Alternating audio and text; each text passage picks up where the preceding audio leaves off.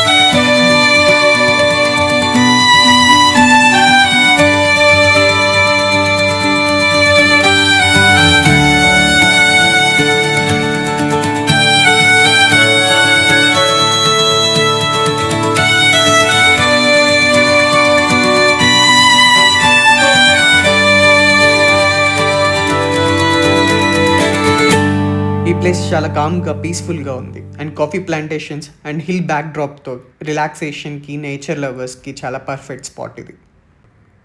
చిక్మంగళూరుకి ట్రిప్కి plan చేస్తున్నట్టయితే trip చిక్మంగళూరుని తప్పకుండా consider చేయండి. కామెంట్స్లో ఈ స్టే గురించి మీరేమనుకుంటున్నారో చెప్పండి.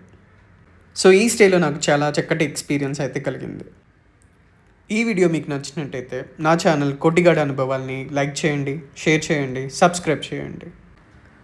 మళ్ళీ కలుద్దాం నెక్స్ట్ వీడియోలో. Until then, happy travels. Bye.